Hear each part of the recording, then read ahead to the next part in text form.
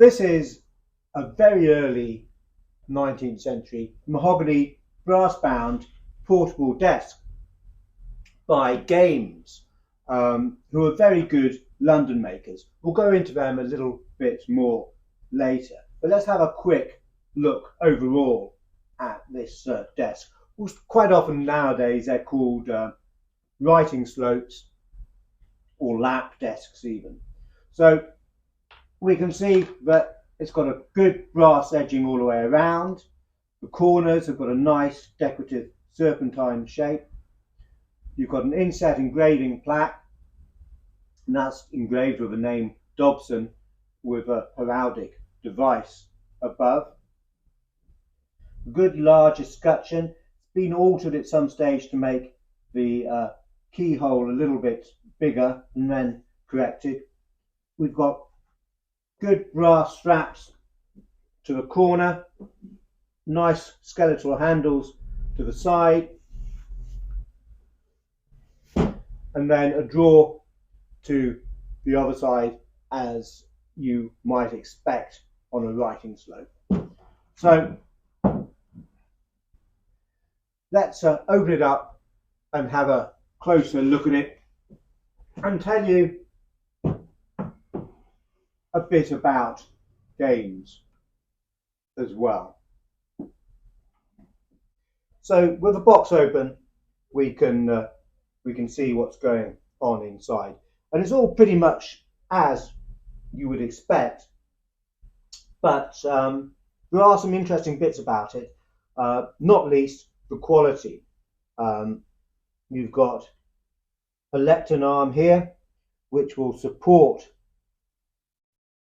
the lectern at 3 different positions, and down here we release these 2 catches.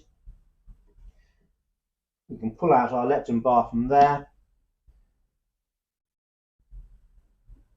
Make sure we shut them again so that the top doesn't block. That will rest there.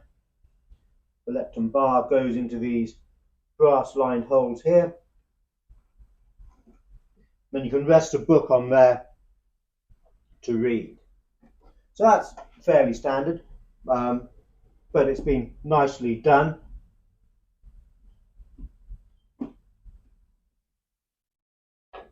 Then to the top, our desk tidy area, we've got a lidded compartment. Now this lid has been replaced at some stage. The quality is not anywhere near as good as the rest. You would have had an inkwell in here probably, and an inkwell here. Little pen tray, and we've got 2 keys. One for the interior and one for the main lock. We've also got a pin here which locks the side drawer we showed earlier, and that will pull out just like that.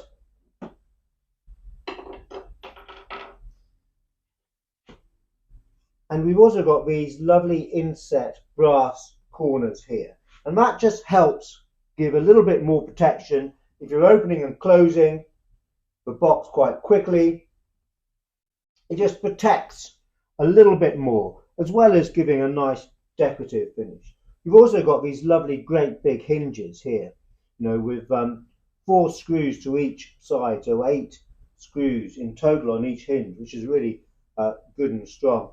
The base has been replaced. It would have had bays originally.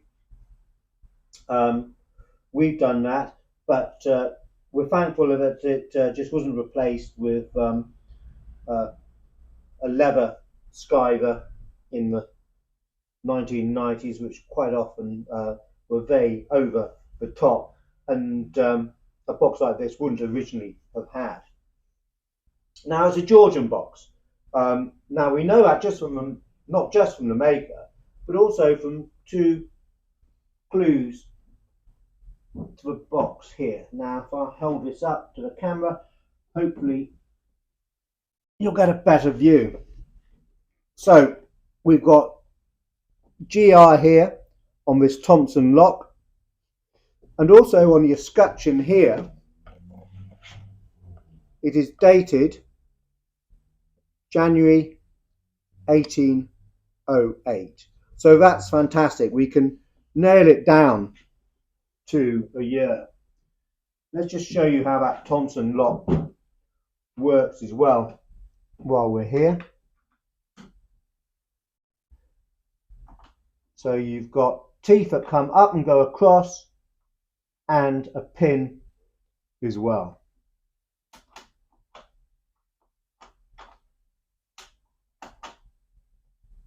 So that's quite nice. And Thompson, of course, good, renowned lock maker.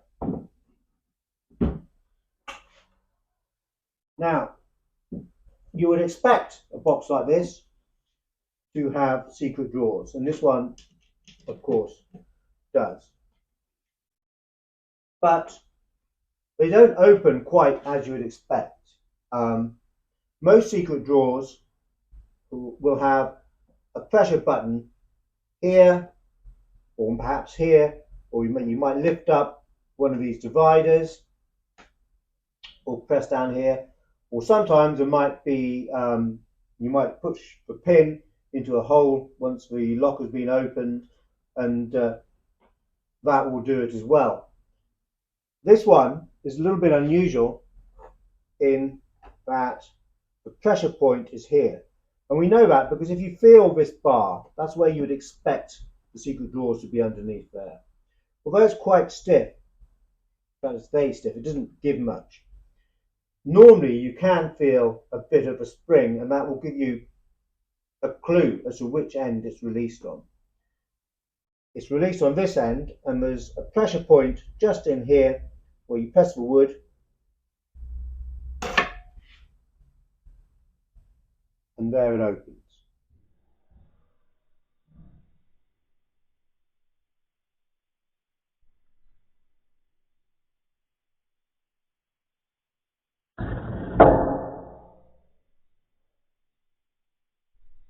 So there we can see that this fascia board was hiding 3 secret drawers,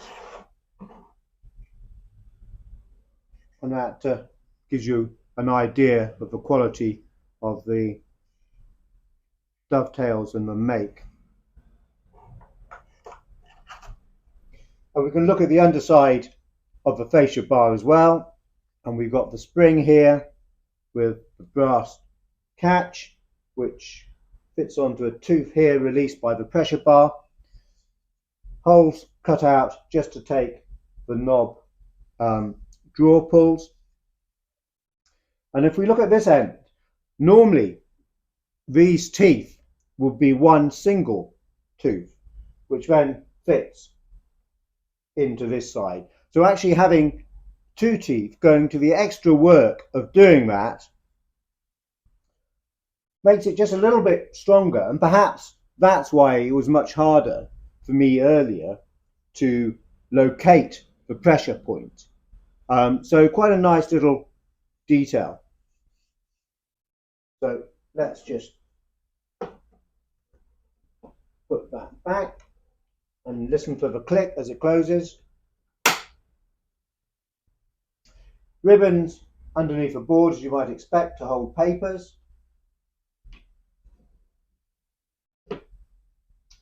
Now, onto the maker, Gaimes. So if we lift up this board,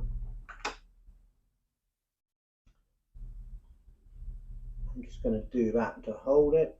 No, it's not going to hold it, it's just too wide, of course. Let's come in a little bit and have a look at it. So here we've got a great label for Gaimes, and it's got their address, 53 and 54 St Paul's Churchyard. And it was quite a good address. There were a number of different makers who were situated in St Paul's Churchyard. And our first reference to Gaimes, William Gaimes, is 1798, when he's in court records to do with somebody stealing a number of items from him. But we know that at 54 St Paul's Churchyard in 1789 there was a jeweller called Thomas Lydiard, so Gaimes couldn't have been there before. We don't know his exact start date, but it's probably right at the end of the 19th century. And in 1801, William married Elizabeth and advertised his business quite extensively. And what's also interesting about the Gaimes' business is that they weren't just box manufacturers, they were also jewellers. They seemed to be running a jewel business, and they had several premises, and jewellery was quite a big part of the business as well as box making. He also advertised and boasted about his copying machines, and there were a number of different makers at this period making copying machines. Gaimes boasted that his was so small that a gentleman could keep one in his coat quite easily. And William and Elizabeth Gaimes had a relatively short 20-year approximate period in business. William died in 1809,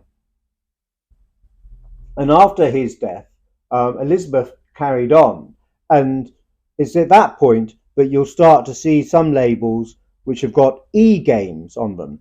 You also see some labels which have got William Gaimes, but given they only had a 20-year period, there's not many of their items that come on the market.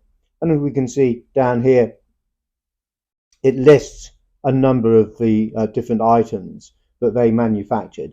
If you go to our website, look under makers, you can read an awful lot more about Gaimes. There's far too much for me to go into detail here on this video. And if you also look at this box, then you'll find a nice big blow-up photograph of this label, and you can have a good look at that. But Elizabeth died in 1816, aged 36. And we know they must have been fairly successful in business, because a couple of years after Elizabeth's death, the Gaimes household furniture was auctioned, and in the newspaper notice for the announcement of the auction, it describes the furniture and the quality of it. There was a grand pianoforte, there was large pier and chimney glasses, four-poster mahogany beds, and various tables. So to be able to afford such high quality furniture, they must have been doing very well. Now, aside from this label, the drawer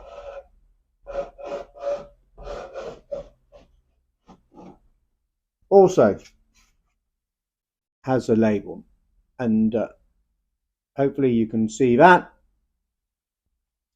And the box also had a second label similar to this, which at some stage has been removed, and there's a shadow mark to where it was. Let's just see if we can point that out. So hopefully you can just faintly see an oval discoloration to the wood there. If I move it slightly in the light, you might just catch it a little bit better. So